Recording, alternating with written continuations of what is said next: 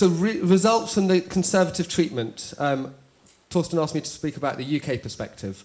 It's Billy's perspective. I'm not saying that I'm the UK perspective. I'm just saying this is my interpretation of the UK perspective. So bariatric surgery, for those of you who are used to reading forest plots, enjoy. For those of you who aren't used to reading forest plots, please ignore it. Because what that shows is that most of the studies show that bariatric surgery makes people lose a lot of weight. And from the last systematic review published a year ago, on average, of all the surgery types, 13.5 kilo per metre squared across all the different types of surgery. And the largest for Roux-en-Y gastric bypass at 17.2. And that's averages. Okay? So big, big weight loss. Compared to that conservative treatment, how much do our patients lose who don't have surgery?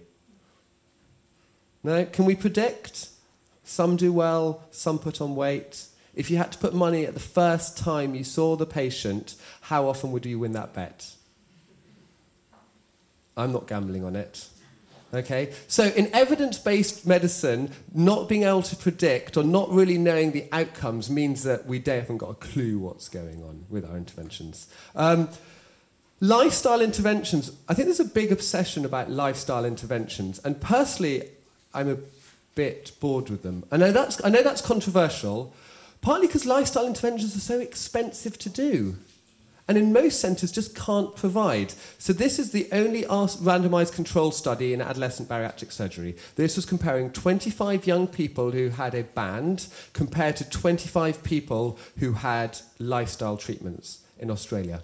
And what you can see here is there's two lines looking at their weight trajectories. On average, for the average patient, on average, over 24 months. No guessing which is bariatric surgery, right? Lost weight from a start of 42.3 down to 29.6, so big weight loss. But actually, those who had lifestyle, the BMI is exactly the same. Any of you know what the lifestyle intervention for this program was? 6 weekly visits. They had exercise. They had a sports medicine specialist, and they saw a doctor, and they had group activities, and they had a 6-week personal trainer. Okay, how often is that? How many of you has any of you got that sort of facility to offer lifestyle interventions? Well, one almost.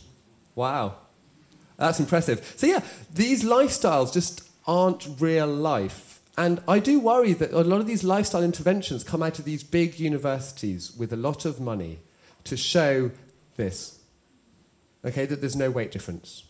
But I was asking earlier, does that matter? Does weight loss matter? Or is actually the other outcomes which are equally important? This is from the same study comparing on the left-hand column of numbers those who had bands compared to those who had those who had the lifestyle program. Okay, and you might want to go into the detail, but you don't have, if you're used to looking at tables. If you're not used to looking at those tables, I'll summarize for you. Actually, those who had the lifestyle intervention had an improvement in their health as well. And there wasn't that much difference between those who had the band and those who had the lifestyle intervention. So actually, lifestyle interventions can, from one study, from the only RCT, which is meant to be the gold standard of science, lifestyle changes can improve health. Surprise? Can eating healthily and doing more exercise improve your health? Is that a surprise? No. Okay, so it can improve your health without that massive weight change. And that's one of the big things that we don't really understand yet, is what outcomes do we measure? Is it just about BMI, or is it about where in the body your fat is? And how do we measure that? You're going to challenge me, please. Yes, because I have some problem. Yes. My name is Göran Hjelmeset. I'm the head of the Morbid Obesity Center in Tønsberg, Norway. Mm-hmm. I have some problems with this kind of golden standard. Yes. Because first, this is one study. Yes. It's not blinded. Yes. It's the investigators, they trust bariatric surgery. Yeah.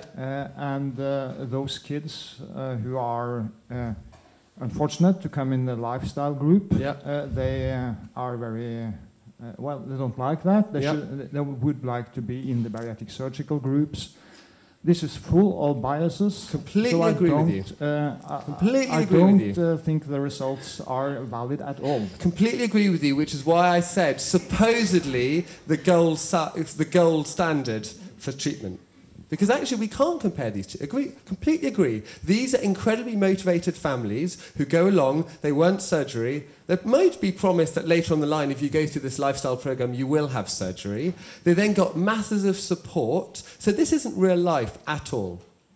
Which is why RCTs, are incredibly challenging in some ways, and I'm not convinced they really answer the really helpful questions. But what it does show us is that actually people, if they do get lifestyle support, can get better. Their blood pressure can get better. You can have some change in lipids. Not that much. There wasn't a massive significant difference in this small number compared to the bands. I completely agree with you. I completely agree. And then looking at outcomes, so looking at blood pressures, the numbers that we have for lifestyle interventions, at the top is systolic, at the bottom is diastolic. Looking at science to show what are the numbers in RCTs looking at the blood pressure outcomes.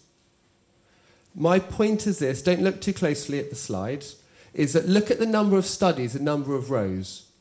7 studies for systolic blood pressure, have measured systolic pressure outcomes. Look at the number. Look how long the studies are for. Next to the name and the year, you can see, so the top one is Reinhardt, 2010, 6 months. The next one, Park, 4 months. 4-month outcomes for these big, expensive RCTs. The data we have is rubbish. Okay, we're really rubbish. We don't know the long-term outcomes of lifestyle interventions, and yet more and more money gets put in for these short-term lifestyle programs that are not reproducible in daily life. So I've got a real problem with lifestyle interventions at the moment. Either we need to work out a pragmatic one that can get delivered across the whole country to the people who actually need it, and then decide on what to do, and then measure the long-term effects of it. And I'm talking 5 years, 10 years, 20 years. Because otherwise it's a complete waste of money, developing money and all these interventions that no one ever follows up, and it's completely non-reproducible. And for most of my patients, I'm saying if you want to do any lifestyle intervention, don't bother with anything else. Probably the most sensible thing is to go and join Weight Watchers with your mother. Because it's actually, compared to other lifestyle interventions, Weight Watchers has got more long-term evidence than other people, and actually it's available in most places. Do you have Weight Watchers here? Yeah, it's everywhere. Drugs. Okay, they want the magic. How many of you see patients who want the magic medicine? Yeah? So on average, look at the weight loss difference. But does that mean that drugs don't work at all? So for some people, Orlistat is incredibly effective. Why is it incredibly effective for some people and not the majority? And actually, what do we need to get better at tailoring the few drugs we have, understanding who they need, who benefits most from these drugs, and then trying to give these drugs to the people. So, for example, Orlistat. I sat next to a plane, I sat on a plane, and a man next to me, he started talking to me. Us British people don't do that. But we started talking, and he heard I was interested in obesity, and he said, Orlistat, great drug. I used it because I could learn which food I should have and which food I shouldn't have. And the minute I got side effects, I realized that I shouldn't have that food, I stopped eating that food, and I lost lots of weight. And I was like, bingo. Exactly. But if I try to sell it like that to a patient, would you like a feedback tool that tells you what food you should be eating and what food you shouldn't be eating to achieve calorie restriction via a low-fat diet? How many people say yes, please? None. Okay? Because they say, well, I don't want to cut down that food. I was like, well, then this medicine's going to give you side effects. But for the rare people who do want that immediate feedback tool to go, that had hidden fat in it. So one of the qualitative studies that I'm just finishing off at the moment is looking at young people's experiences of anti-obesity drugs. Very poorly, they're used very little in England, and spent the first year trying to find these patients. It was a real challenge. I had to try various routes so that it wasn't just in one centre. We weren't just following up patients from one centre. And what we learned was that patients often get started on these drugs and go, here you go, off you go, get on with it. Don't get any support, don't get any ideas of what sort of side effects, how to use it. And we had some really sad stories. Patients having to phone home to say, I've soiled myself, come and get me. Patients having to take spare underwear to school with them. And they persevere, and they persevere, and they persevere with these side effects, rather than actually picking up the phone to their doctor and saying, I'm having these side effects. And they felt that they didn't want to, for some reason, go back to the health professional who just given them this medicine and told them to go away, and they just got no support in using these medicines. So if you're thinking about using orlistat or metformin, I'm now much more reluctant to use them, and those who I do use them for, there's a real focus on helping them use them properly and working out, actually, this is not evidence-based, working out, is this going to work for you or is this not going to work for you?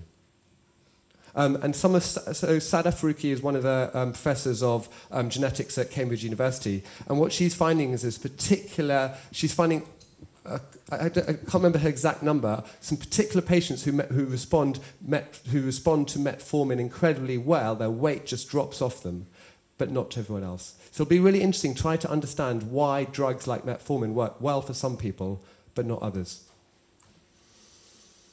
And this is saying what I just said, that if you look at, this is a survival curve. So at the start, on the left, at time 0, 100% are taking it. And guess what? At 3 months and 6 months, half.